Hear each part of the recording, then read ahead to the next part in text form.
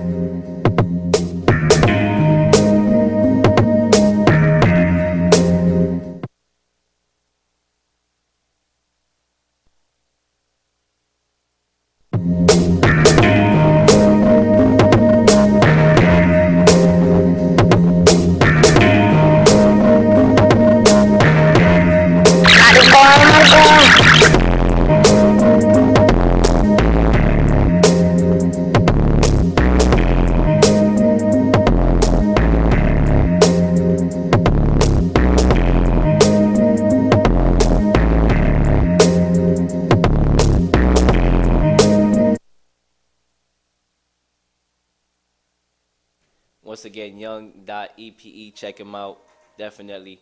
But now, ladies and gentlemen, it's time to get into the Real Leel Show, all right?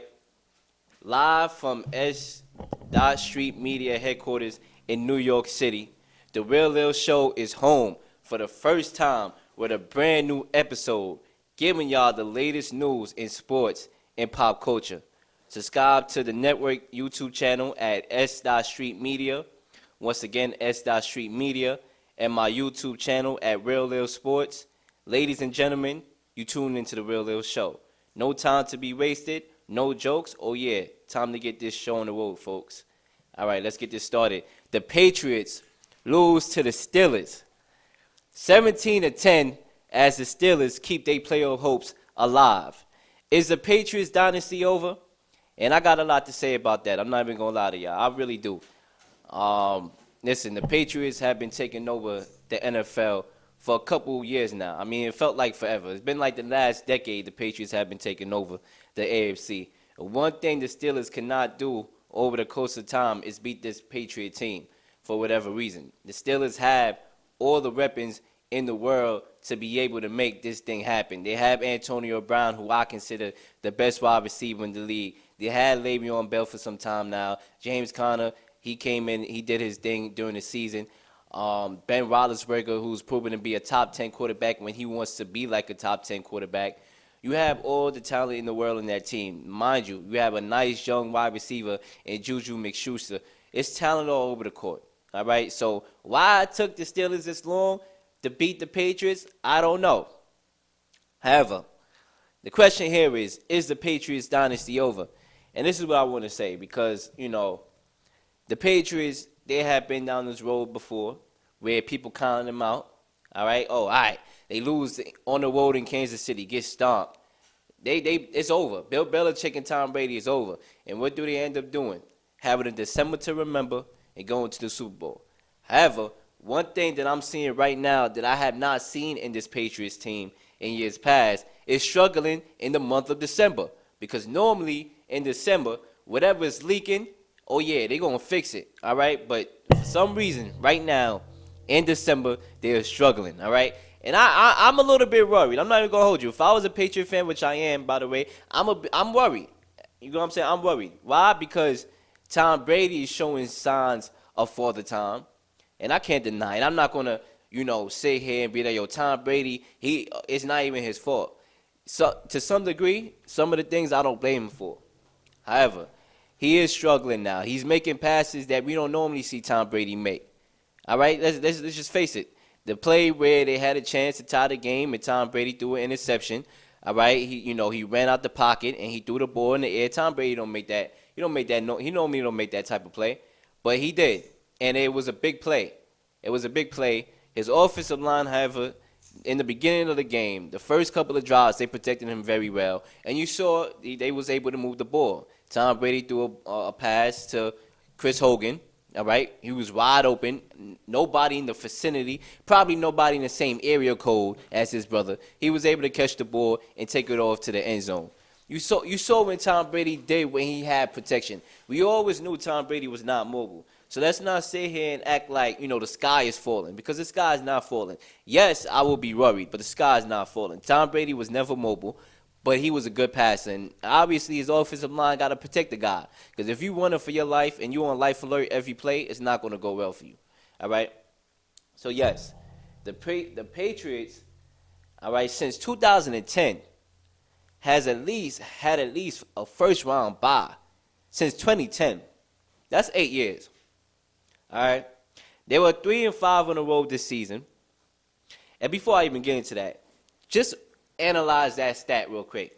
All right, a first-round bye in the last 8 years. The last time the Patriots didn't have a first-round bye was in 2010, and they lost to Baltimore in the wild card as a 3 seed when Baltimore won that game 33-14 when Ray Rice, was in his prime. Right? All right.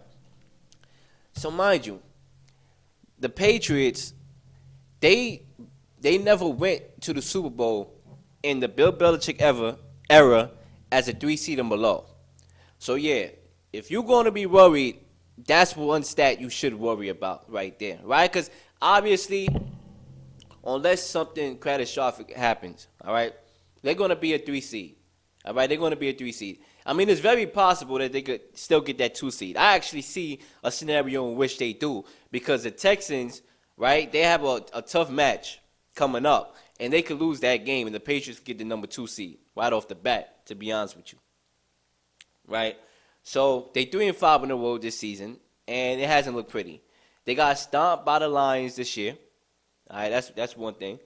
They got stomped by Jacksonville, a team who is the most disappointed team in the NFL to date, right? Because they are. And you cannot tell me the Jacksonville Jaguars is not the most disappointing team. Why? Because they was one game away from winning to go into the Super Bowl, in which people thought they got robbed because of a pass interference call. So you mean to tell me a team like that was this close to going to the Super Bowl, and all of a sudden they nowhere near the same team that they were? They're going to go on vacation in a month. You mean to tell me that team is not the most disappointing team in the NFL? You tell me your team, and we could debate about it. Because right now, I don't see no other options. They the most disappointing team right there, right? So the Patriots went over there and got stomped on the road to that disaster over there in Jacksonville. Blake Bortles is garbage. But I don't even know why the Jacksonville Jaguars decided to extend Blake Bortles. All right, I saw it. All right, the blind man across the street saw it. We all saw it, right? All right. So the Patriots are 3-5. Losses to Jacksonville on the road. Who else? Detroit, like I said, both in blowout fashion. Didn't stand a chance. They lost to the Dolphins in a heartbreaker, all right? A play that you normally don't see the Patriots make. The Patriots are a team that is very, very well coached. They don't make stupid penalties. They don't shoot themselves in the foot, all right? Not unless, Plaxico Burress was on that team. They don't do that, right? But they lost on the last play. All right, those are some of the losses that they had. The Steelers. And normally the Patriots are a solid team that could play in Gillette Stadium, that could play anywhere, and bring the same intensity to the football field. But for some reason this year, they can't seem to fix those woes. They can't, right? They can't. And you're not going to win a game in the road, no matter who you are and what sport you play, if you posting up 14 penalties. You must be out of your mind. There was a lot of penalties throughout that game. Holding calls, false starts. I know home court advantage, obviously. You can't hit a snap count. But, man, 14 penalties, man, you got to be kidding me, all right? And the play that Tom Brady threw that interception, right, they were on the 3-yard line, and it was a holding call that brought that play back. So, yes, we could put the blame on Tom Brady and be like, oh, he doesn't make that play. Father Time is here. Let's look at stuff like that. What caused that play to erupt like that? Because, frankly, if he's on the 4-yard line, I'm pretty sure he wouldn't have thrown the same pass. They would have gave the ball to Sony Michel or James Wright to fit it in the end zone. So let's not act like we blind, all right? Because there are certain plays that lead to other certain plays. And that holding call was very crucial. All right, 14 penalties, that's un-Bill Belichick coach-like right there. All right, so Gronk, that's one guy I want to get into real quick because this is not the same Gronkowski we know. And if we talking about Father Time, we got to bring up Gronk in this situation because this guy was one of the best tight ends. He probably was the best tight end of the last couple of years. Nobody was stopping this cat. There was for Jimmy Graham's little prime time that he had when he was with New Orleans, there was a discussion between Jimmy Graham and Gronk. But Gronk, over time, just flat out ended that discussion. There was no more. And he was a mismatch. He was a mismatch. Nobody could guard him. But I would say this. I believe that injuries that Gronkowski has, had over the couple years has caused them to be almost like a walking vegetable right now. Because he had the forearm injury, he had the back injury, he had ACL injury, he had all these type of injuries. He get hit low because he's a big guy, and you're not going to really tackle the brother like that in space. You're going to have a hard time doing that. So he get hit low, he get hit in the knees, and that leaves room for ACL, MCL injuries right there. So it's very unfortunate, but Gronkowski is a guy that I'm not liking what I'm seeing from him, and he's being a non-factor on that Patriot offense, all right? I thought when the Patriots went to get Josh Gordon that Gronkowski, being the mismatch issue that he is, will open Edelman in space, will, take the attention of Josh Gordon, and Josh Gordon one-on-one, throw the 50-50 ball, he'll be able to do something with it. I thought that Gronkowski right there, because Gronkowski, he blocks. It's not only about him catching the ball, he actually blocks. So that leaves Tom Brady more time to get the pass out. But right now, he's like a walking vegetable. All right, he's beat up, he's torn up. He talked about retiring earlier the year. After they lost the Super Bowl, he should have daggone retired right now. That's what it's looking like because he's a non-factor at all. The juice is out of him, and teams are figuring out a way to beat the Patriots. All right, you think the Steelers for 1 second they can sit there in the media and be like, "Listen, we taking a game after game." Hell no. They had this game against the Patriots marked up before the season even started because they know games like this has a lot to say in the playoffs. All right, there's a lot of playoff implications when these two teams play each other. All right, you think about the last AFC representatives in the Super Bowl, it has been the Patriots and the Steelers. So if they can sit here in front of the media and tell y'all that we was only taking it game by game, hell no. They had their calendar circled for the New England Patriots, right? Because the Patriots is their kryptonite, and that's just what it is. But they was able to get the job done. Juju Mcshuster is having a hell of a year. He's a hell of a talent. I mean, the guy's only 19. I'm older than the cat. And this guy's over here, doing his thing, catching balls out the air, snatching balls out the air. Even Bill Belichick had to give him praise. This cat is unbelievable, all right? And he posted a 173-yard game against Denver in the game that the Steelers lost. This guy's unbelievable. And listen, it's about time because the Steelers have the potential to have the best offense in the league. You have the best wide receiver in the league. You have a capable quarterback that's capable of posting 200, 300 yards. You have all of that, right? You have a complimentary wide receiver in Juju Mcshuster. Even Rodgers is a good wide receiver. You have good running backs that you could plug in. Yeah, we lost Le'Veon Bell. Okay, cool. James Conner, fresh off of chemotherapy, coming in, doing his thing. So the Steelers have the potential to have the best offense in the league. And it's about damn time that they get somewhere because you cannot have the talent that Ben Roethlisberger and the Steelers have at their disposal and not come close to a Super Bowl. It can't happen. Otherwise, we got to look at the coach, right? And Tomlin is a good coach. Don't get me wrong. I don't believe in all his play calling, but he's a good coach. He's experienced. But we have to look at Ben Roethlisberger then, if that's the case, because he's a guy that he could make some dumb interceptions. He threw 2 interceptions. One ball obviously wasn't his fault. The other ball, he threw it over the head of his wide receiver, all right? And that cannot happen, all right? You've been in the league too long, all right, since 2003. You've been in the league too long. You cannot make those type of mistakes at all. But, once again, the Patriots, they lost on the road. They still have a shot at the number 2 seed. I'm not sure if they're going to get it. I could bank on it because the Texans, they have a hard opponent that they're going to be facing this weekend in the game that they possibly could lose. And the Patriots had that head-to-head victory over the Texans. So, I believe the Patriots is probably going to be the 2 or the 3 seed. But either way, whether you're the 2, the 3, the 4, the 5, or the 6, you got to find a way to get the job done. Because, honestly, this is a brand-new season once the playoffs start. Ain't no games. None of that stuff that you did in the regular season even matter anymore. It's a new season right there. And whether you were 3 through the 6 seed, you got to find a way to win the daggone game. There's no excuses. So that's what I got to say about this Patriots and Steelers game, right? For those of y'all who think that the Patriots dynasty is over, it may well be. But just hold your horses real quick, all right? Because you tuned into the Real Leel Show. Y'all know I give y'all the facts. All right, moving on. The Ravens are 4-1 with Lamar Jackson as a starter. Can the Ravens get that last seed in the playoffs? Listen, this is going to be tough for the Ravens to do. All right, I want the Ravens to get that last seed because, I'm a Lamar guy. Lamar Jackson is my dude. I was very high on him when he came out of college. I thought people didn't give him the credit that he deserved. All right, you have a black quarterback. Everybody think you Michael Vick.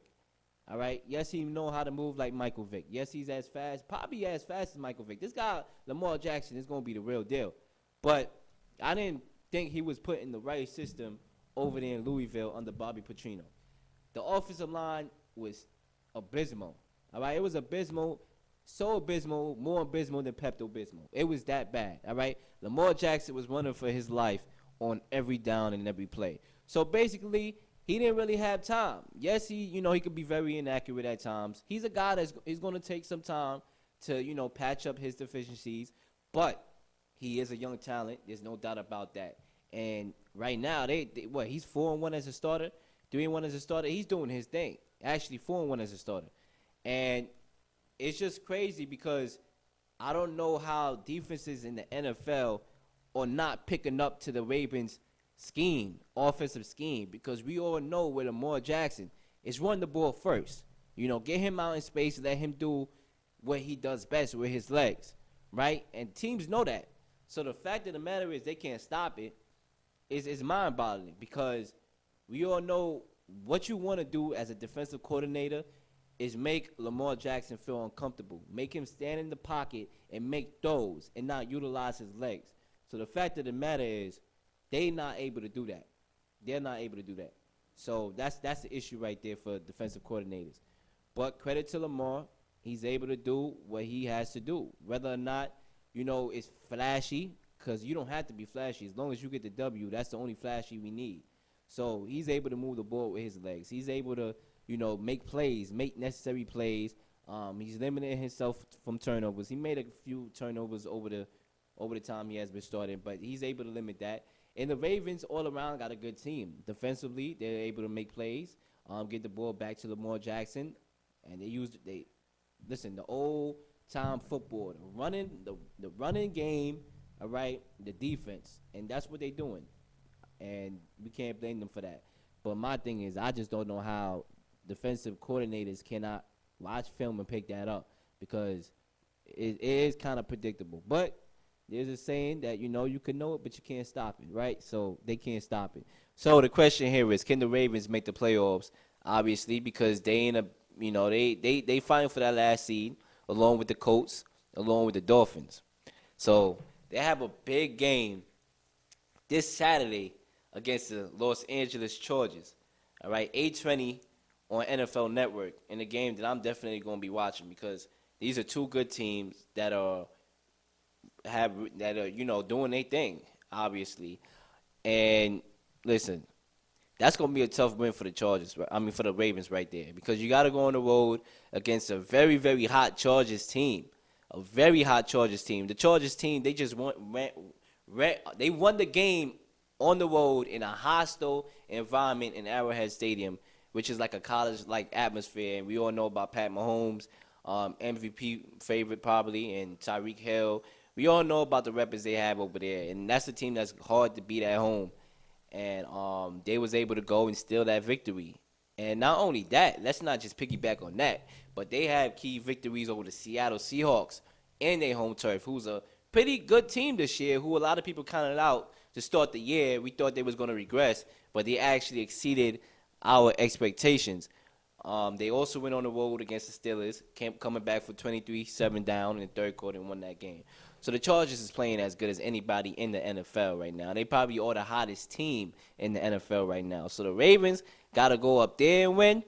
Listen, it's going to be a close game, no doubt about it, but I don't know if the Ravens are going to get that game. And if the Ravens lose that game, then it's going to be hell and high on waters for them, because you got the Dolphins and the Colts fighting for that same spot. And I do believe when it's all said and done that it's going to be a playing game, because the Colts and the Dolphins played each other Week 17 in the NFL. So I believe that's going to be a playing game, and whoever wins that game is more than likely going to get that last seed, because I believe the Ravens is going to lose, against the Chargers on Saturday. And I believe the Colts will have a good chance of beating the Dolphins and actually getting that last seed. And Andrew Luck will have some luck, and he will be able to make the playoffs. That's my prediction real quick, a little quick prediction right there. But I want to see the Ravens make the playoffs. Then again, I don't, because they always give New England trouble. And going there as a 6 seed, they would probably play the Patriots as a 3 seed. But then again, hey, right, we all want good games. We all want good rivalries no matter what. It's just a matter of if your team is going to pull it out or not. So we'll see. But that's what I got to say about the Ravens. Lamar Jackson. I hope that they can be able to continue this. I predicted this, actually. If you tune into Mike and Leel, Keeping It Real, my show back up a calling that just went off air, I said, I believe that Joe Flacco is going to start, but he's not going to finish the year. And what happened? Lamar Jackson came right in, just like I predicted. All right, you could definitely check that out. All right, you could check those episodes out, because I definitely predicted this. And it's happening, okay? And I just hope that Lamar Jackson, whatever he needs to tighten up, he will be able to tighten that up over the off season, possibly before the playoffs, because they very well could go in on the road and go in the playoffs. Hopefully he be able to do his thing, and he'll be more of a pocket passing quarterback to go along with his gifts and what he can do that makes Lamar Jackson electrifying, that makes Lamar Jackson a guy that you're probably going to be up at night if you're a defensive player or defensive coordinator having to prepare against. So that's what I got to say about that. But I'm going to give y'all real quick my updated power rankings, all right? All right, my Leel, Keeping It Real, updated power rankings right now. I do this every week because, things happen in the NFL. One team that's good last week, probably not going to be good this week. All right. Teams get exposed, like the Dallas Cowboys, who we just started getting high on because they won a game at home against the Saints. All right, and they just got demolished, 31-0.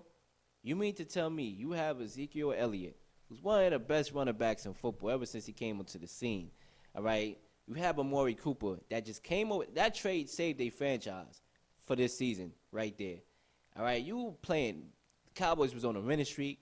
You know, everybody talking about how about them Cowboys, how about them Cowboys. That's all you hear from these Cowboys fans because there's a lot of Cowboys fans. I have family members that are Cowboys fans, and it makes me sick to my stomach. But hey, that's life. You know, everybody have they team or whatever. So the Cowboys are playing good. They were playing good. They had a streak going on. Dak Prescott was like, maybe I got the juice after all. And then you just go on the road, 31-0 and lose like that. I mean, my Lord, you got to do something. I mean, you cannot let that, you cannot go out like that, all right? And, you know, you see Ezekiel Elliott in the press conference, we just got to take our medicine. Shoot, you may need to switch your medicine and get you a new medicine because if that's the medicine you relying on, well, guess what? Y'all dead. It's over. So they got to get it together. And I believe that they probably could get it together. They got a good defense. That's a pretty good team. I'm not sold on Dak Prescott as of yet, but I do believe that he can make plays when needed to. I believe Ezekiel Elliott sets him up to be able to come out and play action and get him settled down. And Amari Cooper, that trade is one of the best trades this season because it saved that franchise. So, like I said, my power rankings right now, from 5 to 1, I'm going to tell y'all what it is right about now. At number 5, I got the one and only Kansas City Chiefs. I got them number 5 because I do believe that they still a top 5 team, obviously. But I have some questions, and they lost the 3 games that they lost, Kansas City this year, were close games. And this is where a team that doesn't have experience loses these type of games. And this is the thing that I was questioning Kansas City. When Kansas City burst onto the scene, everybody's just like, oh, it's over. Kansas City going to the Super Bowl. Pat Mahomes, da-da-da-da-da. Tyreek Hill, the half man, the half cheater. We everybody was losing their mind. I'm like, listen, calm down. Pump the brakes. Calm down, right? And this is why I said that, because they don't have experience. It's one thing to start off slow, but you got experience come playoff time when games is tight and, guys is like a deer in the headlights, don't know what to do, don't know how to catch the ball anymore, the weather is cold. So this is one thing that I said about this Kansas City Chiefs team. Will they be able to use their experience in order to help them do what they got to do and make have those clutch moments? And this is this is the issue I had, and it's coming to fruition. They lost 3 games. 3 of those games were close games by 3 points or less. They lost to the Patriots, 54-51, 3-point game, a game that they had an opportunity to win. They lost what I consider one of the best games I've seen the last couple of years against the Rams, in which they lost by 3 points. So, listen, those games right there, and then they just lost to the Chargers by 1 point. So that's the lack of experience right there. Come out with those victories when games is this tight. You got to be able to learn how to do that. You got to be able to do that because those are the games that's going to happen in the playoffs. Those games like that is going to be in the playoffs. All right, right there. In the AFC, in the AFC divisional round, the AFC championship, those are the games that you're going to have to win. All right? And that's why they number 5. At number 4, I'm going to go with the Los Angeles Rams. I do believe that the Los Angeles Rams are a good team, all right? Todd Gurley, he does his thing. He's doing his thing. He's one of the best running backs in the game right there. Jared Goff, he ain't going golfing. He's playing football. He's doing his thing. He's making key passes. So at number 4, I got the Los Angeles Rams because I do believe that team should be one of the favorites to go to the Super Bowl. I do believe when it's all said and done, they will go to the Super Bowl. And they have a pretty good team. But I dropped in the number 4. And at number 3, I got the Chicago Bears. They just won the AFC North. They're playing really good. Their defense is crazy. To me, the Chicago Bears defense is the best defense in the league right now, honestly. Because they got it work. They working hard. They doing what they got to do. Khalil Mack, return of the Mack. He's doing his thing out there. He got called over there, and he changed that team, and he should be in the MVP discussion because listen, it's not all about the flashy and the numbers. It's all about how you make your team better. You know what I'm saying? And Khalil Mack, in my opinion, he's making that team better. The Chicago Bears is number 3 on my list right now. At number 2, I got the Los Angeles Chargers. I believe they're the hottest team in the NFL right now. Phillip Rivers needs to be in the MVP discussion. And you know what? Since you tuned into the Real Leel Show, I'm going to go ahead and I'm going to put him in the discussion right there. Phillip Rivers right there is one of the best quarterbacks in the league this season. We could talk about Pat Mahomes as we should. We could talk about Tom Brady, even though he seemed like he's falling off a little bit. We could talk about Drew Brees, cooler than the breeze. But I do believe when it's all said and done, Phillip Rivers needs, and I'm going to put him in a discussion along with Pat Mahomes. And I actually might put him over Pat Mahomes to win the MVP this year because he deserves it.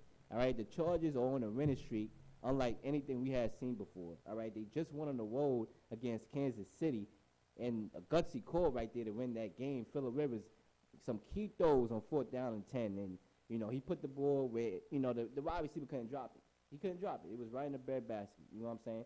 So the Chargers is number 2.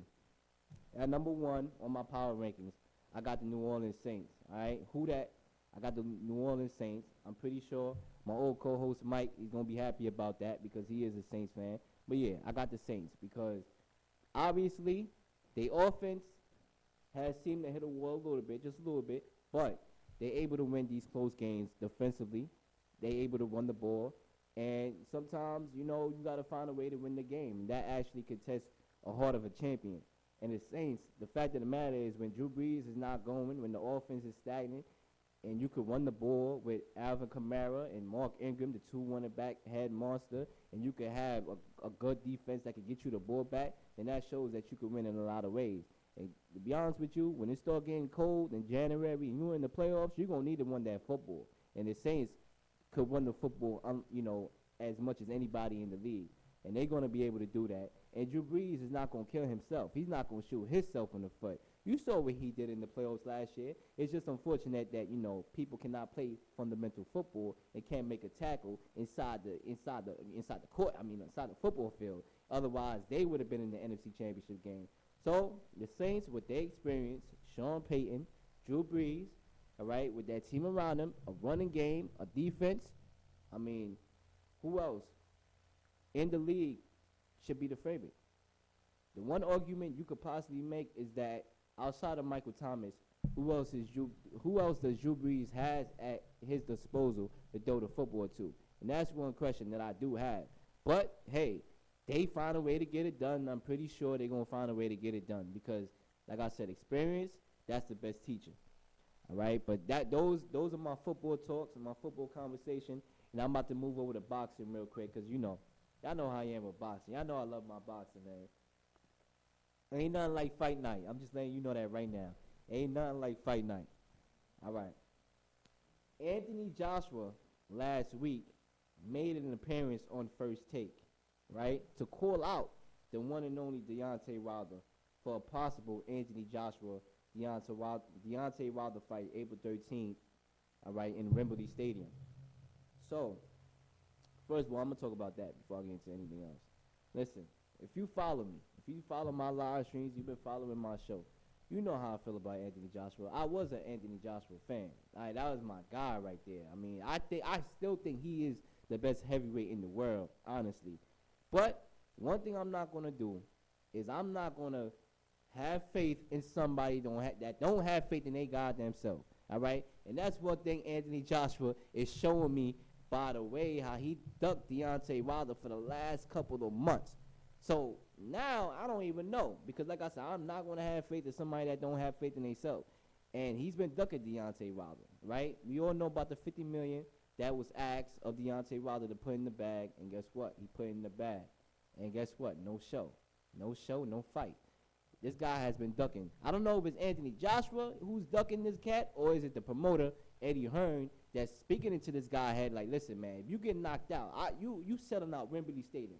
You drawing in at least 70,000 plus a fight. If you mess up my money, that's it. Maybe it's Eddie Hearn in his ear. Like, listen, don't mess up my money. But I don't know what it is, or if it's Joshua. All right, I think Joshua per se wants to fight. All right, I lean more towards that. I just don't think the promoter wants to fight. But at some point, if you call yourself the best, you're gonna have to make this fight, and it's something that's gonna have to be made. And Anthony Joshua, he went last week to ESPN First Take, and it was like a script from a movie. I thought I was watching an acting script because I knew all along this cat is phony. And then he's going over there and making it seem like he's the one that wanted this fight, and Deontay Wilder was dug. Any man with eyes that can see very well can see that Deontay Wilder wanted this fight, but he didn't got it. He didn't get it, and that's why he ended up fighting Tyson Fury, right?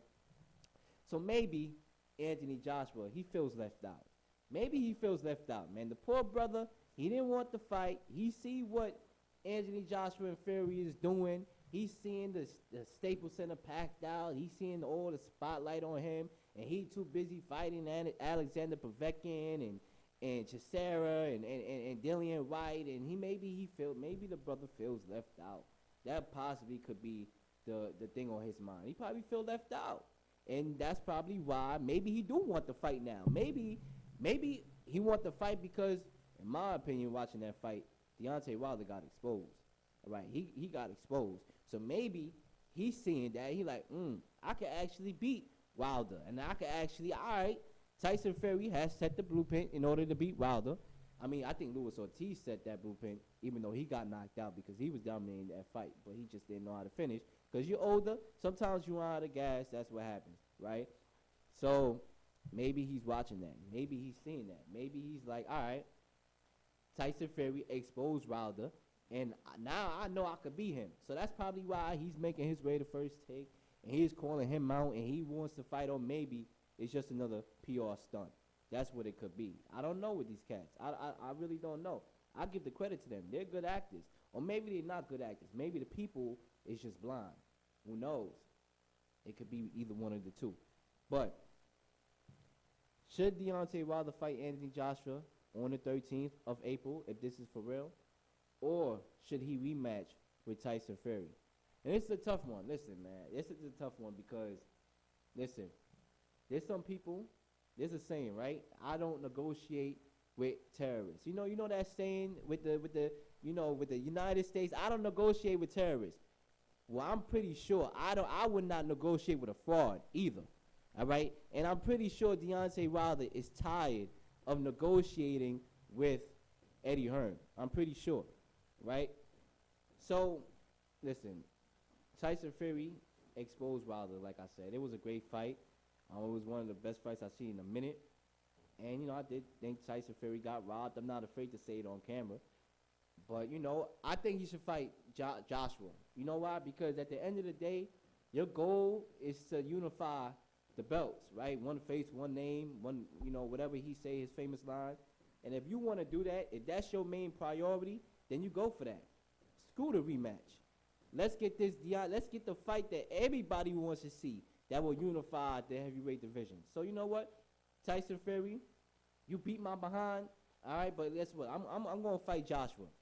I think that's what he should do. But if it doesn't happen, and I don't really expect it to happen, at least right now, honestly, because I do feel that the politics of the game going to get involved. People going to stay ducking people, right? They think this is duck, goose. This is the duck artist game.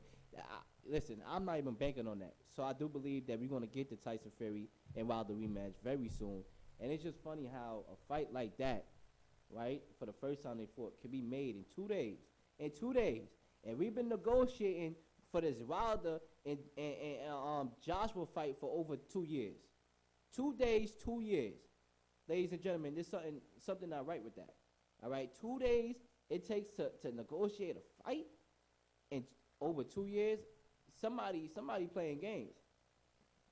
Somebody playing games, and I'm here to bring out the facts. Listen, you can have your opinion. You probably like, oh, this guy's talking nonsense. You can have your opinion. I'm just bringing you the facts right now. Now I'm starting to come at you with the facts. So guess what? Buckle up, because I'm coming with some more facts. So, listen, Anthony Joshua, he has other possible fights that he's probably gonna have on the 13th of April. Obviously, if Wilder and Fury decides to rematch, he more than likely probably gonna fight Dillian Wright again, which I just believe that's a useless fight. If you beat the cat already, man, and you one of the faces of boxing, you gotta work your way up, man. Ain't no time to regress at all. All right, so I don't even care about Dillian Wright. You have us out there. You have a couple people that he's probably gonna be fighting. In my opinion, listen, man, you one of the best boxers in the world, and a lot of people will call you the best boxer in the world. I don't want to see another Dillian Wright fight. All right, I'm mad we saw a Povetkin fight, even though Povetkin actually came and did his thing, but until he got knocked out. I'm mad we got to see that fight. So listen, man, stop being scared. All right, listen.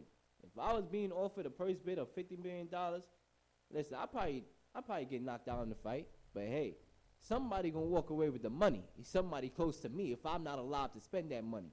So listen, you a professional boxer. You gotta step in the ring and do your thing. And that's what I got to say about that. But hopefully we get this fight. If not, we don't get it. Canelo Alvarez won on Saturday, all right, in a third round knockout of Rocky Fielding on Saturday at MSG. Shout out to MSG, man. One of the meccas of sports right there. We saw great fights in the past.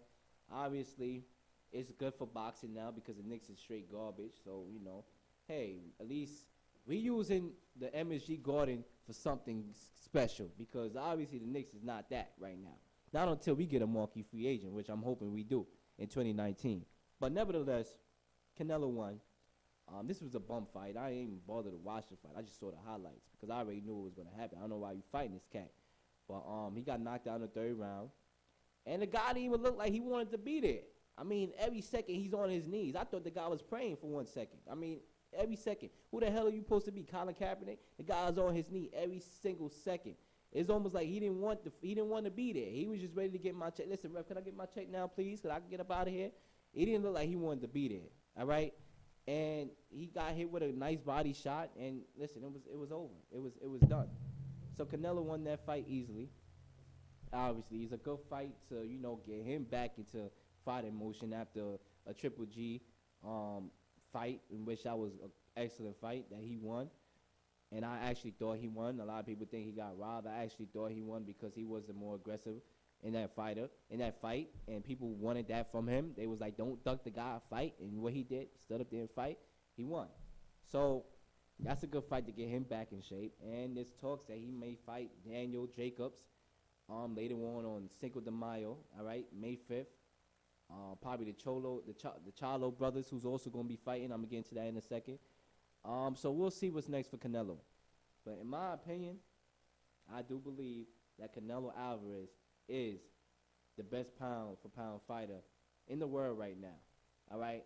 I do believe so. And I do believe because he is calling out Mayweather again. Obviously, Mayweather's not going to take that fight. But I do believe if he was to fight Mayweather again, it would not be the same result. Because when Mayweather fought this guy, that was baby Canelo right there. That was baby Canelo. Canelo's a grown man. He's playing grown boxing.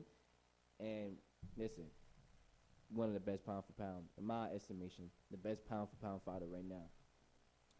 All right, Jamel Charlo and his brother Jamal will be fighting this weekend at the Barclays Center. Shout out to Brooklyn, man. Y'all see I got the shirt on. Brooklyn, y'all already know. Brooklyn out here. Shout out to y'all, man. Barclays Center on Fox. So, he was supposed to fight, he was supposed to fight Willie Monroe Jr., but obviously he was removed from the main event after testing positive for a banned substance. Shaking my head on that one. I guess he probably thought he was going to lose, let me get a competitive advantage. We all know about, how some guys treat the game of boxing right there. So he was removed from the fight. And now, taking his place is middleweight contender Matt Karov, or whatever his name is. I don't know. These cats come up with funny names. So he's going to fight Jamel instead. And the brother will be fighting Tony Harrison right before the main event. So, honestly, for my predictions, I got to go with the Cholo brothers, man. I got to go with the Charlo brothers. I'm not picking against them. I do believe they're one of the best fighters in the division. And I want to see the brother fight Jared Hurd. I want to see that. I want to see that fight. So I'm going with the Cholo brothers right there to win that fight. And that's what I got to say about boxing. Now we get into the program, man. We get into the meat of this program right now. We out here, the Real Leel Show, y'all. Definitely on S.STREET Media. Y'all already know. Now it's time for my famous real or not real takes. Now, if you tune into my other show, Mike and Leel Keeping It Real, or you tune into the first couple of episodes of this show, what I would do is I'm going to say 7 statements. I'm going to read 7 statements from sports and pop culture. And if I agree with the statement, I'm going to say real. And if I disagree with the statement, I'm going to say not real. So I have about 8, and I'm going to go ahead and I'm going to start it off. At number 1, there are talks about a possible 8-team college football playoff to date coming soon. Is this the right move? I believe so. I believe it's the right move. Ever since the playoff expanded to 4 teams, I do believe that, a lot of people wanted it to be expanded more because there were a lot of good teams that were left out. This year, Georgia was left out. And I do believe that they should have been left out. Do I believe they were a top 3 team in the college football playoff? Yes. But they had the opportunity to beat Alabama. You was up in that game, and you lost in the same fashion that you did in the national championship game. I'm not feeling sorry for you. You blew that game, and guess what? You're out of here. So I do believe that they should expand it, however, because I do believe that you should have all the conference championship winners in it, in the Power 5. So that would be 5 teams right there. You should have 2 at-large bids, which is the 2 highest ranking teams that are in the conference. You should have that in there, so that's 7, and 1 in the low 5 schools in the the lower divisions. They should get that last spot right there. So 1 in the group of 5, that's what they call it, the group of 5 conference. So I do believe that 8 is the right move, and I hope to see it. I hope to see it because the more teams, listen, college football. Even though they said they was not going to expand to 8 teams, in my mind, I'm like, listen, I don't believe anything, people in those media say, because whatever is the best thing to make profit, you're going to do no matter what. If you know that's going to make money, you're going to make that money. You're going to make that change. You're going to do what you got to do in order to make your money, because that's what all businesses should do. So I knew for 1 second that making this playoff to 8 teams was what was going to get them money. They're going to take that opportunity. They're going to make their money. So, real, I do believe that they should make this 8-team college football playoff. Because guess what, man? You got to give the people what they want at the end of the day, because they're the ones that's watching your show. They're the ones that's making you make the profit. So you got to get the people what they want. At number 2, people are overreacting rather to Curry's conspiracy of the landing on the moon, right? Comments. Are people overreacting, y'all? And I'm going to go with real. I do believe people are overreacting.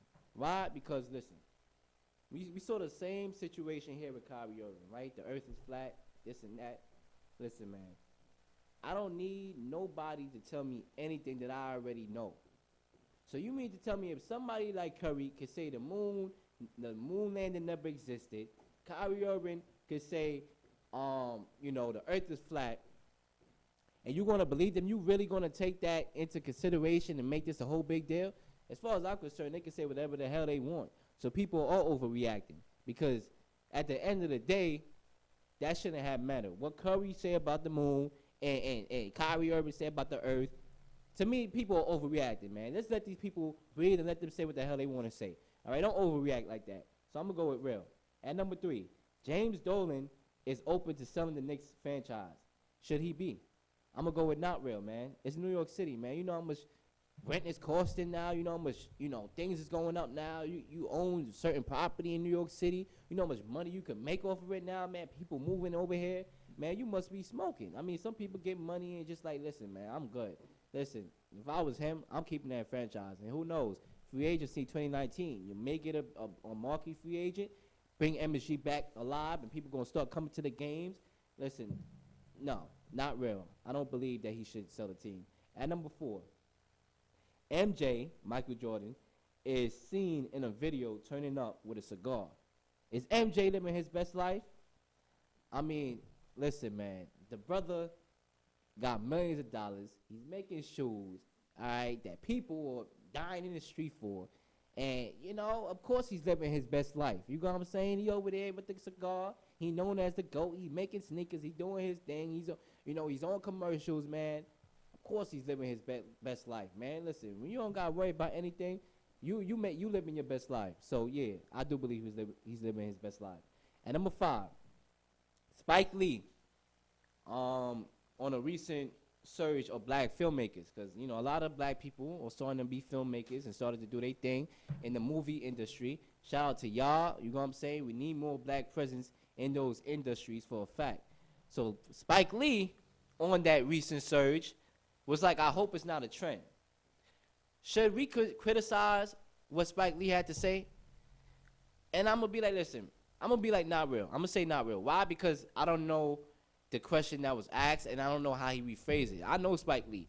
He made the Black Klansman movie, all right? He made Do the Right Thing, and I'm pretty sure Spike Lee does the right thing. So I'm going to watch that interview, and I'm going to make sure that he didn't say what I thought he said. I'm going to give him the benefit of the doubt because I didn't watch the full interview. I'm going to go with not real. At number 6, Lil Wayne says Kobe is the GOAT over LeBron James and MJ. Lil Wayne, put down the lean, my brother. Put down the lean. Not real. Number 7, Offset crashes Cardi B's set to apologize at her Rolling Loud Festival in Los Angeles. Buying that this whole thing was a publicity stunt, you damn right I am. Going with real. It's all for publicity, y'all. Don't get fooled by the media, please.